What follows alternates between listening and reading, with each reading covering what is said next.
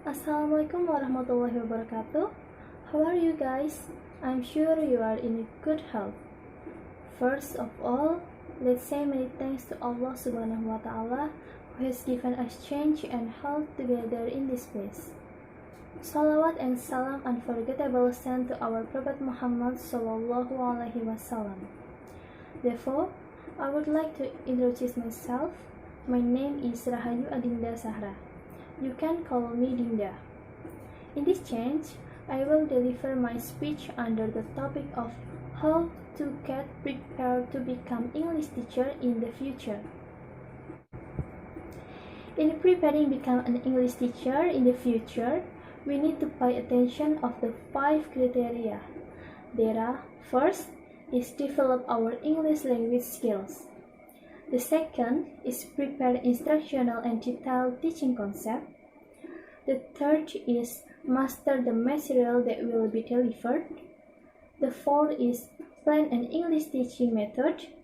And the fifth is have excellent teaching ability.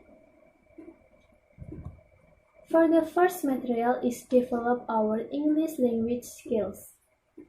Make sure that you have a solid understanding of spelling, pronunciation, and sentence structure. In addition, we also master a lot of vocabulary in English, to making it easier for us when teaching English to students.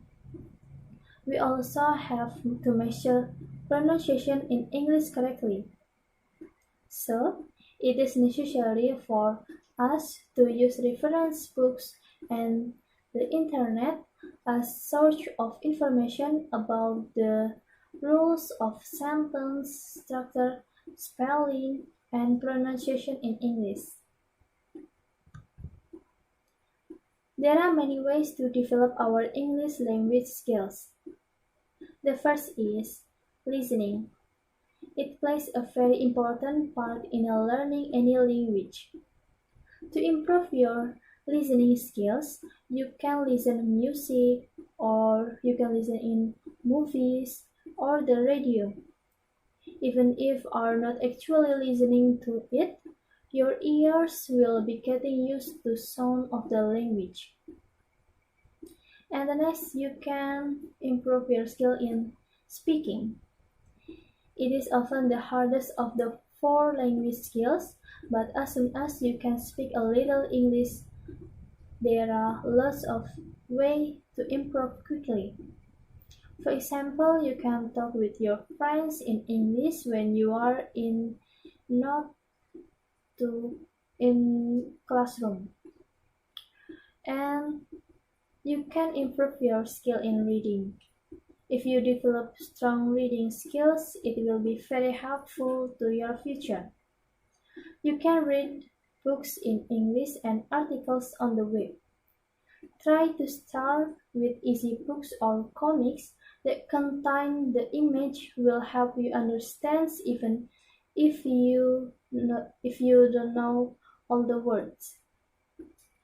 And the writing, you can write your essay or others that can improve your skill. And whatever learning style you have, whatever your native language is the key to acquire and master a foreign language, especially in English, is practice it as much and as often as possible. And the second material is prepare instructional and detailed teaching concept. Previously, we have to compile the lesson plan first. Lesson plans contains material that we will confine to teach to students. This is an important aspect to consider and organize. After that, we then arrange what to do at the first 10 minutes of the lesson, then 20 minutes, and then the final 15 minutes. When we have planned the concept of the learning well, the teaching and learning activities will be patterned, and you will not lose any ideas. The third material is master the material that will be delivered to students. Prepare learning material in advance so that it can be easier to evaluate whether the material that has been made is appropriate or not. You can also ask for suggestions from friends who are also teachers as a guide for preparing the material. And so will always be delivered your material. You can always be ready to provide the best answer to questions asked by students. There is no such things as lost ideas, nervousness, and frustration in this classroom. The fourth material is plan an English teaching method. You can starting from teaching spoken language, then moving on to written language. When we write the vocabulary before students listen the pronunciation, they will be affected by the writing. So, they pronounce the words almost the same as writing. So before students get to know the writing, we better introduce it or listen to get to know the pronunciation first. Because as we know that English is actually read differently with written. And the next we can provide students with a general description and purpose about the term and point to be studied. We build the knowledge and things related to the material to be conveyed in essence. Before students learn more about a topic or theme, they will be given an introduction or things related to the topic or theme that a student will study first.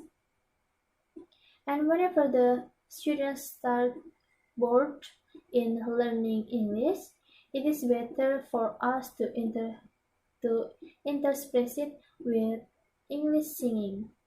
Or you can also explain the material by watching a short movie and introduction so that students who are bored and sleepy can become enthusiastic again in learning. And the next method is you can whether students have memorized or mastered the vocabulary or of a particular term. We can create a camp or individual student competition.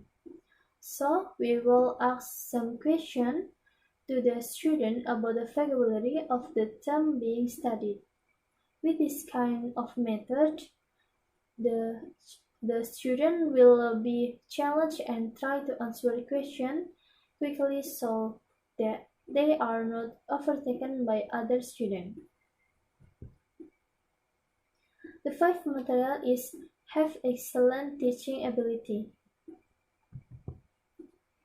We can train ourselves to be comfortable and confident when teaching in front of class.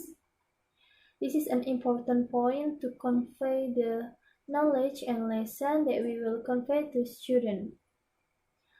If we feel nervous in front of the class, the material being taught will not be too clear.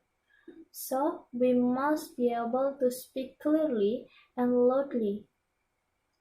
Speak in the best way that is not too fast and slow, so that the material being taught can be well received and understood. We must also be able to stimulate students to master the material that we teach. There are several things that need to be considered when teaching.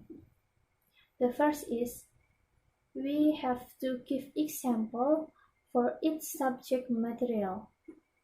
Usually there is material which makes it's difficult for students to understand. So, to anticipate this, make sure we have to prepare example of the material that relate to real life that often happens every day, so that it helps students understand better. And the next you can put in some humor. Even though the learning process takes seriously, don't forget to put in some humor and stay relaxed while teaching. With humor, it can lighten the atmosphere and increase student concentration. And you have to appreciation of students' effort. Always remember to reward students who make efforts.